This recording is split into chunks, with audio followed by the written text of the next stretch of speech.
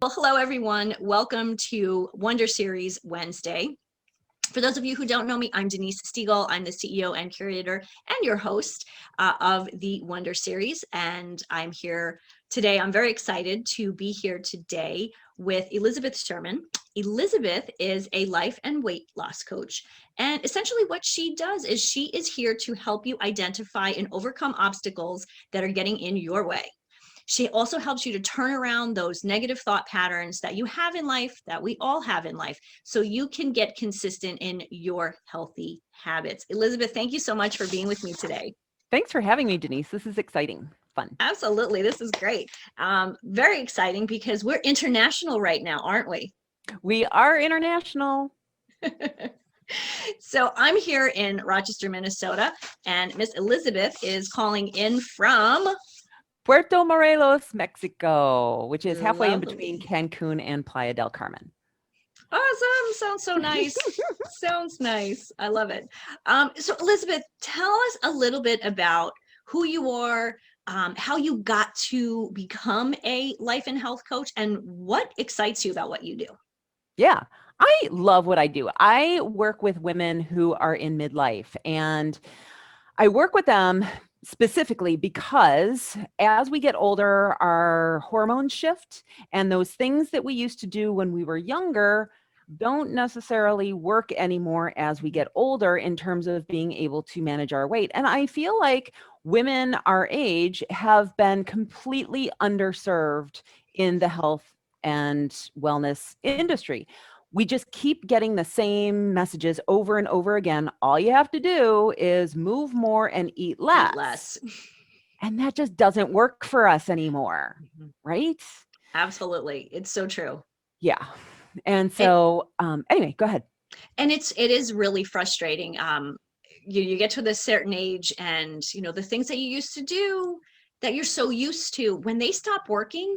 And I know I fell into this trap. Like, I tried everything, Hmm. at least everything that I found, Yeah.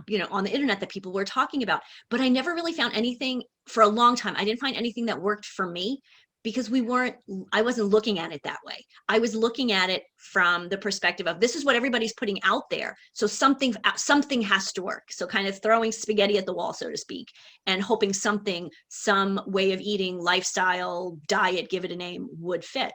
Yeah, absolutely. And what it all comes down to is, when we were younger women, that whole move more, eat less thing did work. And then as we got older, some people, things started to change, and we were all in the whole Snackwell's diet, like, mentality, right? Yep. Like, oh, I get to eat cookies and lose weight. That's amazing. But what happens is, as we get older, our hormones shift and we become a little bit more sensitive to insulin, Mhm. and we get more reactive to stress. So approaching health from a standpoint of managing our stress, and also at the same time managing the things that we're putting in our mouth, we don't have as much grace period there. So yeah, that's kind of like who I help. How I got into this was actually through my own journey. So before we hit record, Denise and I were just talking about, what my story, and what that is that in 2001 my mom passed away from breast cancer. And before that, I really was not someone who identified as being a healthy person. I used to joke around that the words Elizabeth and sweat didn't belong in the same sentence. And so, my mom passing away and seeing her go through that journey of her body just breaking down, and it, completely ruining her spirit, was really profound for me. And so after she passed away in 2001, I started Googling, like, what can I do so that I don't get this disease? Mhm. And what I found out was that being overweight was a huge risk factor to not only getting cancer, but to all of these other diseases too, like heart disease Mhm. and diabetes and, all these other lifestyle diseases. So that was actually kind of the start of my own journey of losing weight.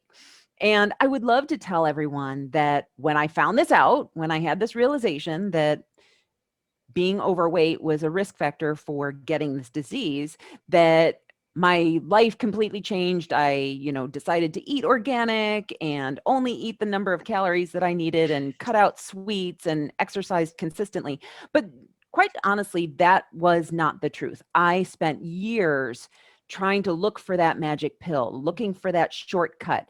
I joke, there's a story about how I used to make black bean brownies thinking that they were going to be healthier. And yeah, maybe they are healthier, but that doesn't mean that you get to eat the whole The whole pan, pan. right? I And know. so I've been there. You're talking, you're exactly. preaching to the choir. Right. Yeah. And so that's the whole mindset piece of really getting your mind in order so that you're prepared to do the things that you need to do to be healthier.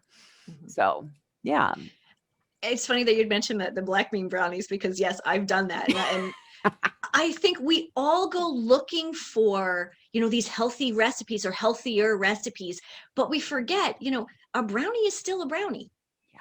Is it healthier than just flour and sugar and chocolate? Yeah, you've got a little bit of fiber in there, Yeah. maybe a little extra protein, not a ton because it's Yeah. more, you know, but I think that's really the cycle that so many of us have gotten into. It's what is this healthier way of doing it, but it's not exactly healthy.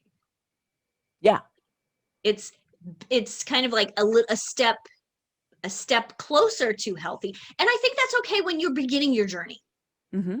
And I think that is something, I think that's an important piece to remember when it's a journey.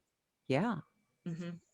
Yeah. And it's all a learning process too. Like, I think I needed to go through all of those different phases that I went through. Like there was a period of time when I just bought all of the supplements and, started taking fat burners and carb blockers and all of those things just to figure out that they were only making my wallet lighter. Right. Very true. And there was a time of period that I logged all of my food and logged all of my exercise. And I needed to do that just to figure out that yeah, you just need to move more Mm-hmm. or, that calories in versus calories out does matter. Mm-hmm. Um, yeah. And so I think that when we can look at those phases, and, it's kind of funny. So we're talking about recommitment today. Yep. And it's kind of funny because when I talk to my clients, when they come to me at the beginning and they have their first failure, I tell them, okay, what if between the point that we are right now and the point that you are successful and never have to worry about your weight again, what if you have to fail 100 times? Like, how would you feel about failure then? And because looking back now over my journey, I can see that each of those times that I tried something different and it didn't work out like I thought it was going to work out, that was a necessary stepping stone for me to get to where I am.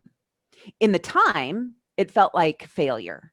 It felt like I was never going to get to, and I never even dreamed that I would get to where I am today, because today I don't own any scales. I don't log my food. I don't, measure out my food. I eat much of my food out. I don't prepare my own food. And so I never thought that I could be at a point where that was possible and maintaining my weight effortlessly.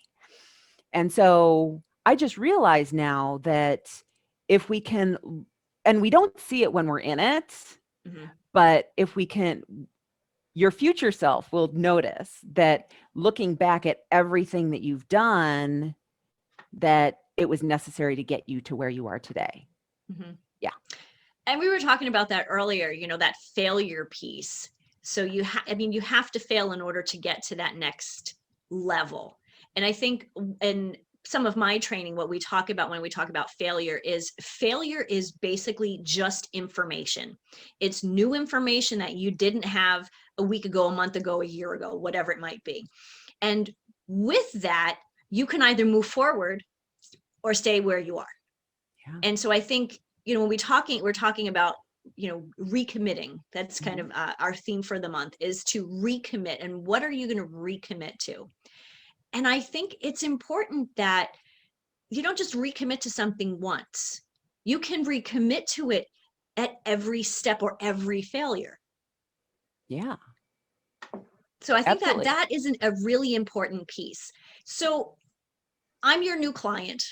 Tell me, how would you address this concept of recommitting? Because, I've tried diets before, I've tried weight loss programs, I've tried exercise programs, you name it, I've tried it.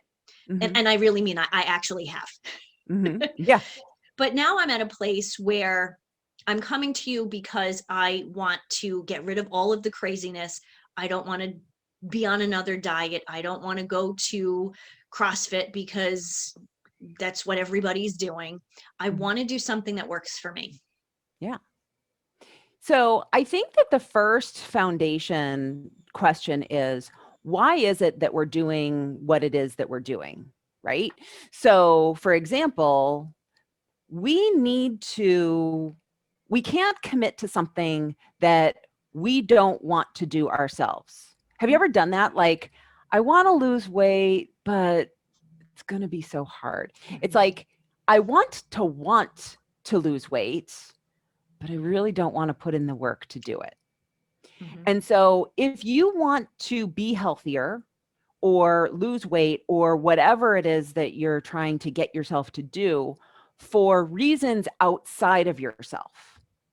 So if you're trying to do it for someone else, or because you think that you're going to be leaner and therefore you're not going to feel judgment or whatever, then we really need to clean up those thoughts first. But once you're committed and once you're like, okay, the reason, laser focused, the reason that I want to do these things is because I know that it's going to bring me better peace in the future. Many of my clients just want to feel good in their clothes. Mhm. They want to be around for their grandbabies. They want to be active. And so for those reasons, and, quite honestly, a lot of them are just over like all of that self-esteem stuff that's caught up in their weight. They're just like, you know what? Mhm. I just want to feel good for myself. Yeah. And so if we can keep that commitment forefront, then, and if it's true, if it's a really solid piece of commitment, then we can for sure, that will carry you through the whole process Mhm. for sure. Right. As opposed to, oh, I want to lose 10 pounds because I'm going to a family reunion or whatever it might be, because that's so Exactly. short term. Yeah. Yeah, absolutely. Mm-hmm. I think that, yeah, I can definitely see why the why is really that first step. And I guess when it comes to that, to committing to that, and then in our theme here, recommitting to that every time you fall off the wagon. Yeah. Well, and I think that that's actually a really important piece also is we were talking about failure, which, it's so funny. Like if we were talking about failure, people are like, oh, I don't want to talk about failure, but we need to talk about failure because failure is inevitable. Like we don't know what the path is you're going to take to get to your success.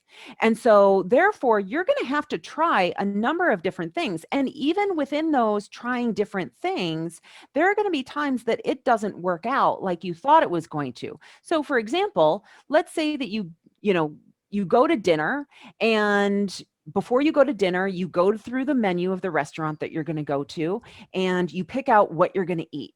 And then you arrive at the menu or arrive at the restaurant and the restaurant is closed or they're booked for a private party or something like that. So now you have to move on and you need to do something different. Mhm. If you have the thought process of, oh, well, I guess that's, done. I guess I can't eat healthy because the option that I chose over here isn't available to me anymore. Then what's going to happen is you're going to quote unquote fail, right? You're you're not going to be able to, what I love is be resilient. Mhm. Because what I found with my clients who are successful is those who can kind of roll with the punches, who can have plans change and they can change with it and be resilient, learn from our mistakes, Mhm. and then vow to do differently next time. Those are the ones who will be successful going forward. Mhm. Yeah. Because it is those, and I think it's true. We really have to make those distinctions that, failure is okay Yeah. if you learn something from it. Yeah. Hmm. Exactly. Hmm. And it's totally different than just giving up and being like, oh, I guess that didn't work. I guess I just wasn't meant to, Hmm. be skinny in the first place. Right. Right. Right. And yeah, and that actually, I think that goes back to that mindset piece. Mm-hmm. So there was something interesting you and I were talking about earlier, and it's about this cycle of I guess something that you work with. I Yeah. mean, I don't want to say it. I want you to say it. Well, yeah. So what we were talking about is why diets and exercise programs don't necessarily work. And the reason that diet and exercise programs don't really work is because all of the diets do and exercise programs, all of these, prescribed, Mhm. you know, methods of doing things, they tell us what to do, when to do it, how to do it, how much. Okay. Right. So if you join Weight Watchers will tell you eat these foods in this amounts, in these quantities, and do it this often, and yada, yada, yada. And, those things absolutely work. I'm not going to deny the fact that the calories in versus calories out approach is not appropriate as far as weight loss goes. Mhm. However, the reason that we do or don't do anything has to do with how we feel before we actually do it. So what I do is I coach my clients through something called the think, feel, act cycle. And the think, feel, act cycle is that, so let's say that we start a new diet. A friend of ours has come up to us and said, hey, I got this new supplement. It's amazing. I've lost 20 pounds in the past week. And we're like, oh my God, that's fantastic. I need to get on that. And so the thoughts that we have about this program are, this is going to be my ticket. This is going to be easy. It's going to be so amazing. And so those thoughts of, this is going to be easy, this is going to work for me, this is going to be amazing, this is going to be my ticket to lasting weight loss, all create an emotion in your body of being motivated, of being inspired, of Mhm. being just excited.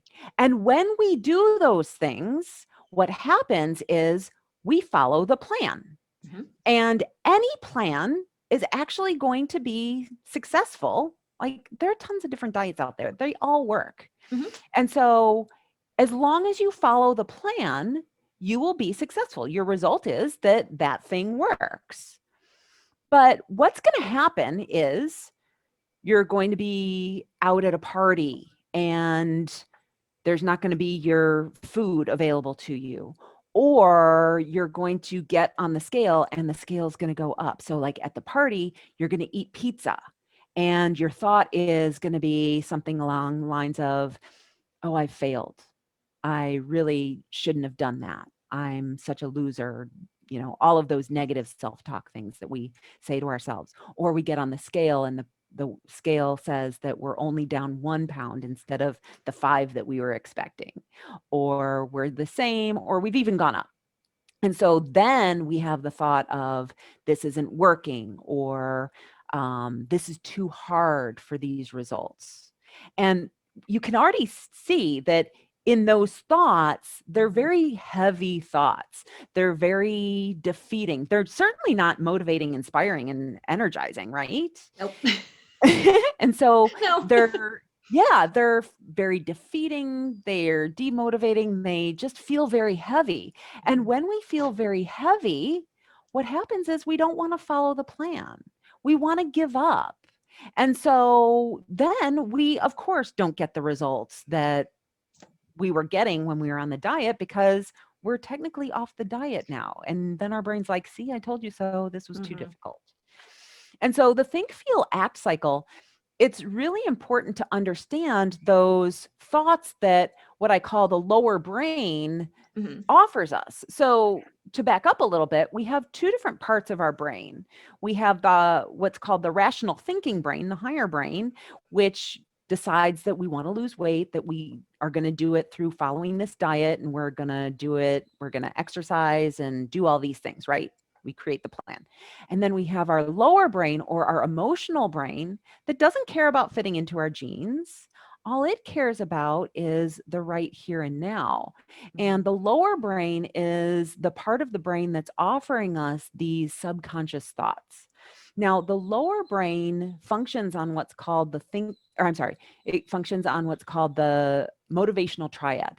The Mm-hmm. motivational triad is the concept that we are always, and this is a human trait, we Hmm. are always seeking pleasure, Yep. we're always avoiding pain, and we want to do it as efficiently as possible. So, of Sounds about course, right. right? Yeah. And so, of course, when you're sitting on your couch and your alarm goes off on your phone that, hey, it's time to exercise, you're like, I don't want to do that. It's going to be painful, Mm-hmm. right? Or it's not going to be painful, but it's going to be uncomfortable, It's, right? yeah, it's not fun. Right. It's not fun. Mm-hmm. It's hard. Mm-hmm. But sitting on the couch watching Friends and eating Cheetos is pleasurable and it's freaking easy as all get out. Yep. And so it's kind of funny when we can look at our past behavior. So, and here's the thing is when we're talking about recommitting and when we're talking about resilience and failure, when we can look at our past behaviors from the lens of this motivational triad, then we can be compassionate with ourselves. Mm-hmm. And when we can be compassionate with ourselves, then we can give ourselves some grace and we can make that episode where we didn't exercise and we sat on the couch eating Cheetos and watching Friends, we can make that not mean something so terrible about us that we are failures. We can just have it be, oh, yeah, that was the time that I sat on the couch instead of exercising. That Mm-hmm. doesn't mean I'm a terrible person. It just means that I'm human. Right. And And then we can recommit. right. And Elizabeth, I have to tell you, I do remember days sitting on the couch watching Friends. It's still one of my favorite programs. And it wasn't Cheetos, but for me, it probably was cookies because that's my kryptonite. Yeah. But I remember, I mean, there was definitely a time in my life where, exercise, I was working, at a job. I was, I had to commute in and out of the city, and I was living, I was before I got married, I was living on my own. So yeah, that was easy because I had done the hard because I was working. That was the hard stuff. But that was work. This, when it came to my personal life at that time, yeah, there was no focus on me and my resilience or my what was important to me, what was my why, why did Yeah. I want to get up and exercise. And for me, especially when I was until I was in my 40s, I didn't have to worry about my weight. I was one of those Right. annoying people. I could eat pizza and pasta all day long and I would still weigh about the same. Mm-hmm. Until and that was true until it wasn't. Yeah. And I think a lot of people get to that point where, we look back when we were in our 20s and our early 30s and we go, oh, but I used to be able to. Right. Yep. And, we mentioned earlier, when you get into now your 40s and 50, I just turned 50, things are different. Mm-hmm. Not just our body, but our mindset. And I think really you make a very good point, Elizabeth, is like that mindset piece is really the place to start. Mm-hmm. Mhm. Yeah. I think that's truly, I think it's so important for all of us to understand that and to be able to move on. So I know there are a couple of different things that you work with when you're working with your clients. You talk about eating, you talk about movement, and we talk about stress management. Mm-hmm. And we talked a little bit about eating, we talked a little bit about moving. Mhm. Talk to me a little bit about stress management and what that means, what that means to you as a coach, Mhm. and how you coach your clients around stress. Yeah. So I think that it kind of goes back to that think, feel, act cycle. So we know, like, most of the advice that we get from experts about how to manage our stress becomes very oh, I don't know what the word is, after the fact. It becomes very, yeah, like, do manicures, get massages, get a facial, do all of these things after the fact. Yeah, kind of more And reactive than proactive. exactly. Hmm. Thank you. And so we know that stress is how we think about our problems, right? We know that two people can experience the very same exact event or circumstance and have very different stress responses to it. Hmm. So therefore, we know that the way that we think about our problems is what is causing us the stress. Hmm. And so therefore, the think, feel, act cycle is the answer to that, because how we think about the problem, like, oh my God, this is the worst thing ever, isn't going to be helpful in helping us problem solve. Hmm. And so, like, I love giving my clients like this example of, they think that their weight, their circumstance, the weight Hmm. is the problem. Okay. And when using the think, feel, act cycle, I walk them through this exercise. So let's say that their weight is 175 pounds. And I will ask them, okay, when you see that number on the scale, how do you feel? And they're like, I feel terrible. I feel like I'm fat. And so we go through the think, feel, act cycle. Okay. So I feel fat. How does that make you feel? And they say, disappointed or sad or shame or things like that. And so then, what do you do when you feel that way? And usually these are very hiding type of emotions. We have two different types of emotions. We have active emotions, and we have retreating emotions. Hmm. Shame and disappointment tend to be very retreating, Hmm. whereas like confident and actually frustration can actually be a very motivating emotion because Hmm. it kind of gets you out of something. But anyway, so I walk them through that, and then I will ask them the question, okay, have you ever weighed more than 175 pounds? And they'll usually say yes. I'm like, okay, what was your heaviest weight? Let's say it was 230. Okay, so I want you to put yourself in the mindset of when you were 230 pounds. And they're like, okay, I'm 235 pounds or 230 pounds. Okay, now I want you to imagine standing on the scale, and the scale reads 175 pounds, your current weight. How would you have felt? And they're like, I would have felt ecstatic. Hmm. I'm like, yes, the number on the scale isn't causing you to feel bad about yourself. The number on the scale is just, it's neutral. Hmm. Your thoughts about the number are what's causing you to feel terrible, because you just saw right there that Hmm. when you were at 100 or 230 pounds, that if you saw 175 on the scale one morning, you would be thrilled. And so that thought and that feeling is actually available to you today. Just because the number on the scale isn't what you ultimately want it to be, doesn't mean that you have to make it mean something terrible. Hmm. And so, being at a weight that you don't want to be can cause stress. Hmm. And so it's just about reframing how we think about our circumstances so that it doesn't cause us the distress, the negative feeling that we would have. Hmm.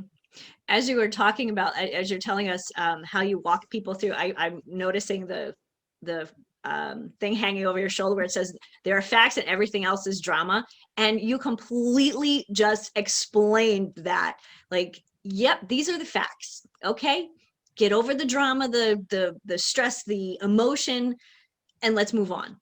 This Yeah. is the fact. This is where you are. This is where you want to be. Let's just move on. Exactly. Get your brain out of it. And it's so funny. I walk my clients through a process where they can start to be onto their brain. Mhm. And whenever we feel resistant, whenever we feel, a negative pull away from something that we know that we want, like when we're procrastinating or something like that, we know that there's some sort of drama in there, that our brain is telling us something that we don't want to do. And so I help them uncover what those limiting beliefs are, or those negative thought patterns that prevent them from getting what it is that they want. Mhm. Yeah, I always think of it as the little those cartoons where there was a little angel on the one shoulder and a little devil on the other shoulder, exactly. kind of fighting back and forth. Mm-hmm. And which one do you want to win out? Yeah, exactly. Hmm. Thank you so much. You are this is great. We could keep talking because you have such great information, and I love the way your approach to weight loss is really, it really is about mindset first. Yeah. And I think that's really important for our audience to really start to think about. And if it's weight loss that they want to commit to or recommit to, this would be their first step. So I guess in closing, what would be the first thing that you would say to someone, they want to get started right now? What's the first thing that they should do? I really like people to start small, lean into it. And I use the phrase, pick the low hanging fruit. So what's one thing that you can do today that will help you get healthier? So I have a podcast, it's called Done with Dieting. And oh gosh, what episode is it? I think it's episode number 12, is called B minus habits. And what that is the idea that we don't have to be perfect in our health in order to get results. We can get pretty good results if we do it half-assed, Mhm. if we do it at B minus work. And so how can you lean into becoming healthier? So maybe it's eating another serving of vegetables today, or drinking another glass of water, or just going for a 10-minute walk. So just do something today that is 1% better than what you were yesterday, and eventually you will get there. You don't have to eat the whole elephant right now, right? I love it. Simple and easy. Elizabeth, thank you so much. Tell us again before we get off. Tell us again how people can find you. You mentioned your podcast. Tell us Mhm. about your podcast and where people can find you there. So again, the podcast is called Done with Dieting with Elizabeth Sherman, and it's everywhere. I think it's pretty much everywhere. It's everywhere. Um, I found you. You're on my phone. Yeah, awesome. And then you can find me on my website, which is just elizabethsherman.com. I'm on Instagram at esherman68. I'm in LinkedIn at Elizabeth Sherma. There's no N. And then I'm on Facebook at Total Health by Eliz. Absolutely wonderful. Elizabeth, this has been great. Thank you so much for your time and all of your amazing knowledge today. Thank you, Thank you. Denise. It's been amazing. It's been fun. We'll have to do this again. Yes. Thank you everyone for joining us for another episode of the Wonder Series. Again, I'm Denise Stegall. I am the CEO and curator at Living Healthy List, and your host at the Wonder Series, where we're here to answer the questions you have been wondering about. Thanks, everyone.